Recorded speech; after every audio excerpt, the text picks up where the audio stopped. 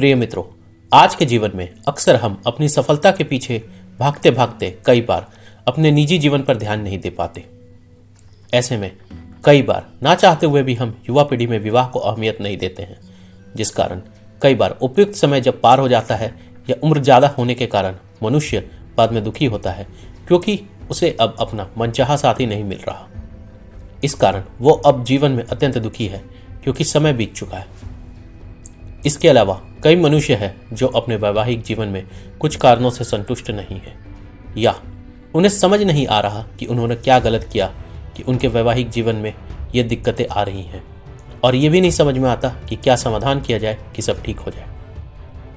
क्या आप भी ऐसे ही विवाह या वैवाहिक जीवन से जुड़े हुए हैं? तो मित्रों, आने वाली 24 नवंबर को रात 9 बजे शुरू होने वाली विवाह पंचमी में इसका समाधान है। तो मित्रों, आइए शुरू करते हैं विवाह पंचमी की कथा और समाधान। लेकिन इससे पहले मित्रों, हमारा आपसे अनुरोध है कि इस कथा को पूरा सुने या इस तिथि का प्रयोग में लाएं, जिससे आप वर्ष में एक बार आने वाले इस महत्वपूर्ण मुहूर्त का सबसे बड़ा फल अपने जीवन में पा सके। तो चलिए शुरू करते हैं कथा। त्रेता युग में राजा जनक मिथिला पे राज करते थे। मिथिला में स्वयं धरती माता की पुत्री जनक दुलारी माता सीता का जन्म हुआ। राजा जनक की ममता असीम थी, पर एक पिता का प्रण उन्हें चैन नहीं लेने दे रहा था। सीता के लिए जो वर चुना जाएगा, उसे ब्रह्मांड के सबसे शक्तिशाली अस्त्र देवों के देव महादेव का पिनाक धनुष को उठाना होगा और उस पर प्रत्यंचा चढ़ानी होगी। इसके लिए उन्होंने एक विशाल स्वयंवर सभा का आयोजन किया, जिसमें आर्यवर्त के कोने कोने से एक वीर, महावीर, महाबली राजा महाराजा आए। स्वयंवर प्रतियोगिता शुरू होती है। दूर दूर से आए अहंकारी राजा मंच पर आते हैं और धनुष को छूने का प्रयास करते हैं। वे पसीने से तरबेतर हो जाते हैं, गिर पड़ते हैं और अपमानित होकर लौट जाते हैं। सूर्यवंशी, चंद्रवंशी हर कोई आया, पर शिव धनुष टस से मस न हुआ। अहंकारी राजाओं के बल पर धनुष ने उपहास किया और राजा जनक का हृदय निराशा से भर गया। तभी सभा में एक दिव्य प्रकाश के साथ 2 राजकुमारों का प्रवेश होता है। गुरु विश्वामित्र के साथ आए राम और लक्ष्मण। उनके मुख पर अद्भुत शांति और तेज था। जनक उन्हें देख भावुक हो उठे और आवाज में वेदना लिए कहते हैं, मेरी पुत्री के योग्य कोई वीर नहीं दिखता। यह धनुष तो बड़े बड़े बलशाली राजाओं का दर्प तोड़ चुका है। क्या मेरी सीता आजीवन अविवाहित रहेगी? राजा जनक कांपते हुए स्वर में आशा के साथ कहते हैं, हे गुरु विश्वामित्र, क्या आपका यह कोमल राजकुमार यह असंभव कार्य कर सकता है, जिसे सहस्त्र राजा मिलकर न कर पाए? गुरु विश्वामित्र आत्मविश्वास से भरे हुए कहते हैं, हे राजा जनक, यह कोई साधारण बालक नहीं। फिर उन्होंने राम की तरफ देखते हुए कहा, उठो राम और जनक की प्रतिज्ञा पूर्ण करो। राम सहजता से आगे बढ़ते हैं। वे धनुष के पास पहुंचते हैं। राम ने धनुष को एक अस्त्र नहीं बल्कि स्वयं शिव के प्रसाद मानकर पूरी श्रद्धा से साष्टांग प्रणाम किया। सभा में सन्नाटा छा गया। सभी की सांसें राम पर टिकी थी। अगले ही पल श्री राम ने अत्यंत सहजता से, जैसे कोई बच्चा खिलौना उठा रहा हो, उस विशाल धनुष को उठा लिया।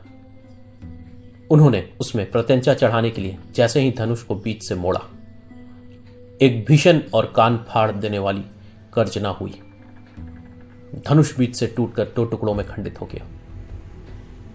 यह ध्वनि इतनी तीव्र थी कि पूरी सभा स्तब्ध रह गई और धरती डोल उठी। राम ने अपने असाधारण बल का प्रदर्शन बिना किसी घमंड या प्रयास के कर दिया। उन्होंने केवल गुरु की आज्ञा और पिता के प्रण को पूर्ण किया।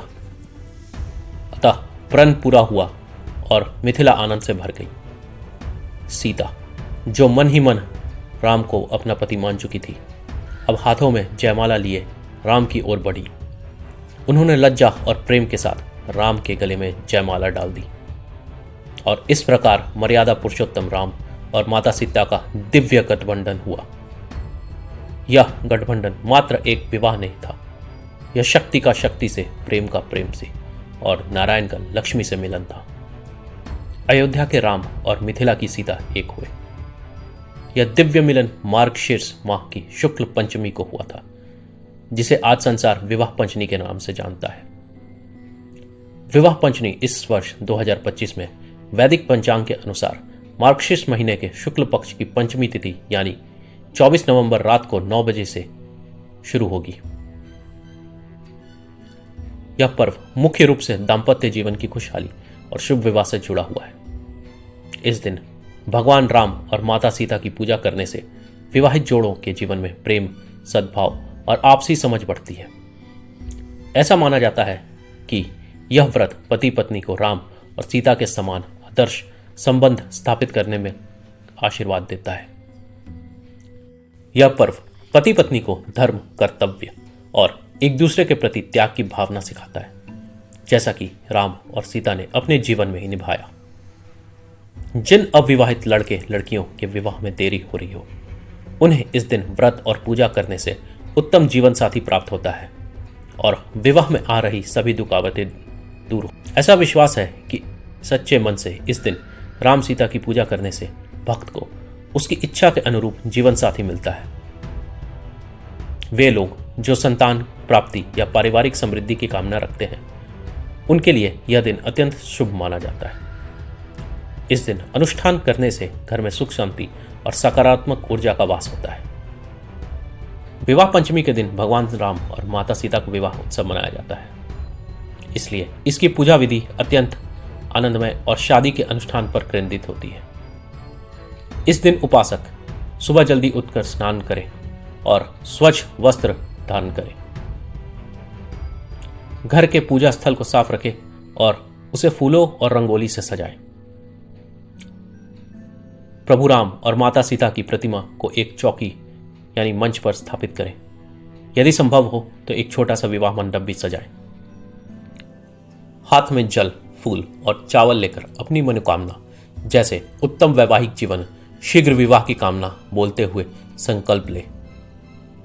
राम जी और सीता जी की मूर्ति का गंगाजल या पंचामृत से अभिषेक करें।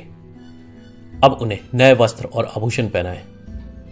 सीता जी को विशेष रूप से 16 श्रृंगार की वस्तुएं अर्पित करें, जैसे चूड़ियां, सिंदूर, बिंदी आदि।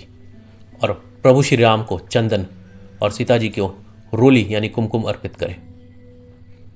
अब राम जी और सीता जी की प्रतिमाओं को फूल की जयमाला पहनाएं। यह प्रतीकात्मक रूप से उनके विवाह की घोषणा करता है।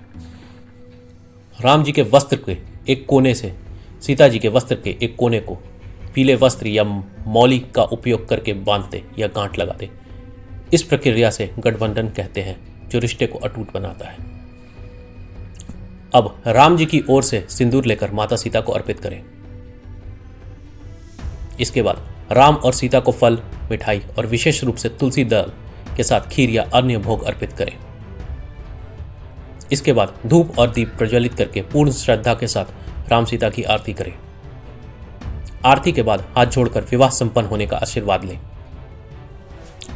साथ ही साथ इस दिन रामचरितमानस के बाल कांड में वर्णित विवाह प्रसंग का पाठ करें। इसके साथ ही कई जगहों पर इस दिन तुलसी विवाह का आयोजन भी किया जाता है, जो विवाह के महत्व को और बढ़ाता है। पूजा के बाद गरीबों और ब्राह्मणों में वस्त्र, भोजन, मिठाई आदि का दान करने से शुभ फल की प्राप्ति होती है। तो दोस्तों, देखा आपने, विवाह पंचमी की तिथि को इस तरह से भगवान राम और माता सीता के ध्यान पर पूजा करके आप वैवाहिक जीवन में खुशियां और संतुष्टि का आवाहन कर सकते हैं। दोस्तों, अगर आपको हमारा विवाह पंचमी पे कथा पसंद आई तो आप कमेंट्स में सियावर रामचंद्र की जय लिखना ना भूलें और हमारे चैनल को सब्सक्राइब करें। साथ ही साथ हमारे इस वीडियो को लाइक करना ना भूलें। धन्यवाद।